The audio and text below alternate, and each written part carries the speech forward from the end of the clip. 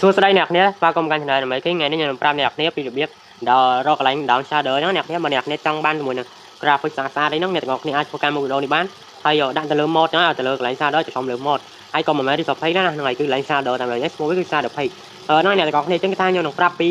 website ដែលអាច down បានអញ្ចឹងណាហើយមានជាមួយនឹង shader ច្រើនហើយគេយកមកប្រើច្រើនដែរអញ្ចឹងហើយខ្ញុំណែនាំ shader ដែលខ្ញុំអាចប្រើបានដែលគិតថាអ្នកទាំងអស់គ្នាអាចប្រើបានដែរចំនួន2ទៅ3អញ្ចឹងដែរឥឡូវកុំឲ្យខានពេលយូរយើងចាប់ផ្ដើមទាំងអស់គ្នាហើយយើងខានធ្វើវីដេអូយូរអញ្ចឹងកុំភ្លេចចុច like ក៏ដូចជា subscribe ឲ្យវីដេអូនេះច្រើនផងឥឡូវយើងចាប់ផ្ដើមទាំងអស់គ្នាដំបូងអ្នកគ្នាត្រូវធ្វើអ្នកគ្នាធ្វើការវាយពីតា shader មក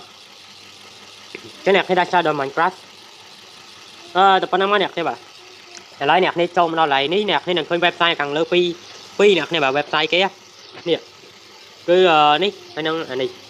អញ្ចឹងអ្នកគ្នាធ្វើការយកលើគេនេះដោយសារតែអា mod នេះគឺអាពាក្យថា mod ដើមគេហ្នឹងគឺវានេះចឹងណាវាមានជាមួយសារដល់ច្រើនមែនតើហើយអ្នកគ្នាអាចងាយស្រួល down ជាងក្រោមចឹងទៅឥឡូវអ្នកគ្នាចូលមកដល់ហើយធ្វើការ scroll រងមើលសារដល់អ្នកគ្នាចង់ដាក់បានគឺមានច្រើនមែនតើមានជាមួយឈ្មោះច្រើនមែនតើណៃអ្នកគ្នាចឹងឥឡូវខ្ញុំណែនាំអ្នកគ្នាយកហ្មងទៅហើយនឹងប្រាប់អ្នកគ្នាពីរបៀប down ចឹងសារដល់ទី1ខ្ញុំណែនាំថាវា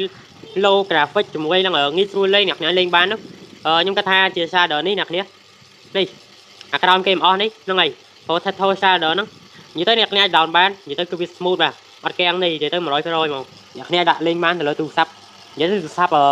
នេះអត់ខ្លាំងហ្នឹងអត់នេះហ្នឹងគឺលេងបានហើយអ្នកគ្នានិយាយទៅគឺអាចដាក់បានហើយនិយាយមានពលឺ graphic ស្អាតយកតែម្ដងចូលមកដល់ shader ទី2នេះគឺមានឈ្មោះថា Melo ហ្នឹងហើយអ្នកគ្នារូបជាមួយនឹងរូបនេះបាទនេះ Melo នេះរូបសត្វ X-Slot នេះអ្នកគ្នាអញ្ចឹងអ្នកទាំងអស់គ្នាធ្វើការចុចទៅលើ